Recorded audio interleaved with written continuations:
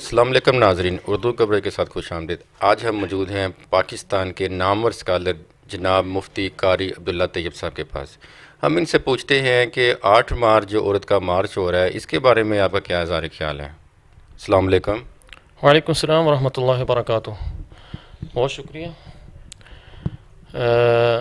آپ نے جو سوال کیا ہے اس کے بارے میں قرآن و حدیث کی روشنی میں عرض یہ کرنا چاہوں گا۔ بسم اللہ الرحمن الرحیم۔ اللہ تعالیٰ کا فرمان موجود ہے، الا لہ الخلق والامر، یہ مخلوق بھی اللہ کی ہے اور حکم بھی اللہ کا چلے گا۔ اور یہ جو آپ نے سوال کیا، میرا جسم اور میری مرضی، آج کی خواتین کا یہ نعرہ ہے، اور کل وہ اس موضوع پر اس کاز کو لے کر سڑکوں پہ نکل رہی ہیں، اور میرا جسم میری مرضی، یہ انتہائی اسلام سے ہٹی ہوئی بات ہے، اسلام سے دور ہے، اخلاقیات سے بھی بلکہ دور ہے۔ اس لیے کہ جب پیدا اللہ نے کیا ہے اور جب تخلیق اللہ تعالیٰ کی ہے، تو پھر مرضی بھی میرے اللہ کی چلے گی اور حکم بھی اللہ کا چلے گا۔ اصل میں یہ ایجنڈا مغرب سے متاثر جو لوگ ہیں نا، این جی اوز کا یہ ایجنڈا ہے، اور وہ ان کو بہت سارا فنڈ مہیا کر رہی ہیں۔ وہ پاکستان میں حقیقت بات ہے کہ فحاشی، عریانی اور بے حیائی کو عام کرنے کی ایک گہری سازش ہے، بلکہ سازش ہی نہیں بلکہ یہ تو کام مکمل ہو چکے ہیں۔ تو ہم نے بحیثیت مسلمان اس کا روک تھام کرنا ہے، ہماری ذمہ داری ہے۔ کنتم خیر امت اخرجت للناس تأمرون بالمعروف وتنہون عن المنکر، تم بہترین امت ہو، اس لیے بہترین امت ہو کہ تم نیکی کا حکم دو گے اور برائی سے منع کرو گے۔ تو یہ اصل میں یہ ایک بنیاد رکھی جا رہی ہے مستقل برائی کی، بے حیائی کی اور عریانی اور فحاشی کو پھیلانے کی۔ تو ہم قطعاً یہ برداشت نہیں کرتے کہ ہمارے ملک میں جو ہمارا اسلامی معاشرہ ہے، ہمارا اسلامی ملک ہے، ہم الحمدللہ اسلامی روایات کے حامی یہ لوگ ہیں، بلکہ اسلام نے تو اس عورت کو بڑی عزت دی ہے، اسلام نے عورت کو بڑے حقوق دیے ہیں، اسلام نے عورت کی عظمت کو 4 چاند لگائے ہیں۔ پیارے نبی علیہ الصلوۃ والسلام نے اپنے آخری زندگی کے آخری موقع پر بھی یہی ارشاد فرمایا تھا، استوصوا بالنساء خیرا۔ تو یہاں نبی کریم صلی اللہ علیہ وسلم عورتوں کی بھلائی کا حکم دے کے جا رہے ہیں، اور پھر ایک مقام پر پیارے نبی علیہ الصلوۃ والسلام نے فرمایا تھا، خیرکم لأہلہ وانا خیرکم لأہلی، لوگوں تم میں بہترین انسان وہ ہے جو اپنے اہل و عیال کے لیے بہتر ہو، اور میں اپنے اہل و عیال کے ساتھ حسن سلوک کرنے کے حوالے سے میں سب سے بہتر ہوں۔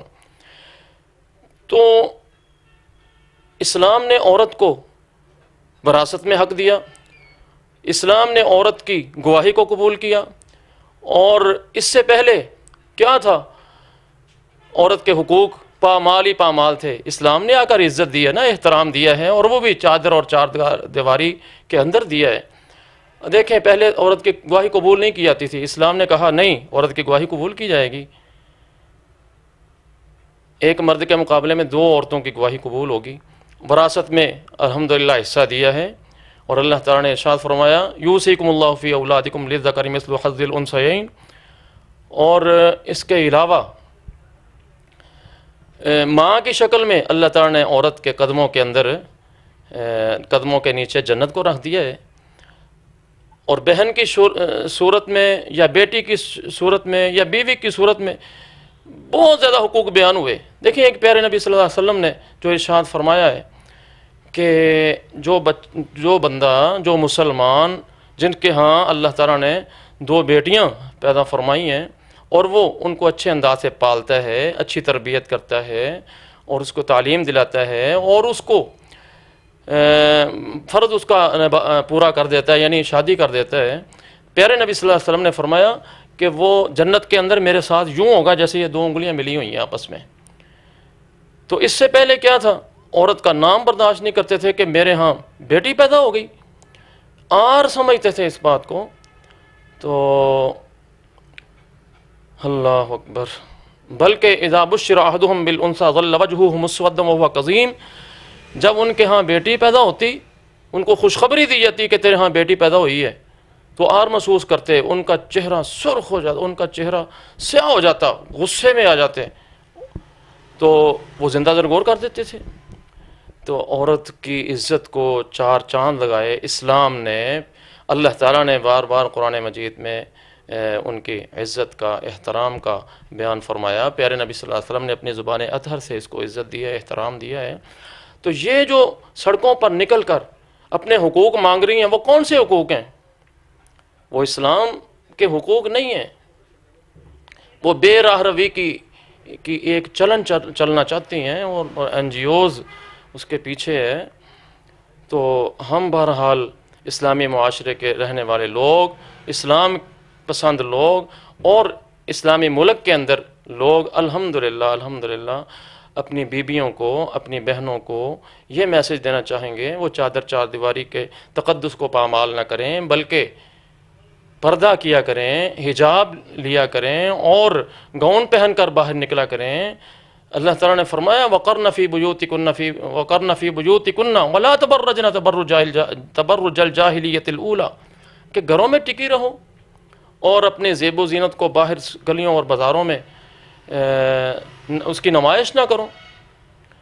تو اس لیے ہر مسلمان کو چاہیے کہ وہ اپنے گھر میں ایک تربیتی کلاس لگائے، اپنی بہن کو، اپنی بیٹی کو، اور اپنی زوجہ محترمہ کو، اور اپنی والدہ کو، اپنی بانجیوں بھتیجیوں کو ان کی تربیت کرے، ان کو بٹھائے، ان کو سمجھائے کہ بیٹا ایک صحیح مسلمان عورت کی حیثیت سے زندگی بسر کرنی ہے، بالغ ہو جاؤ تو پردہ کریں، شرعی پردہ جو بنتا ہے.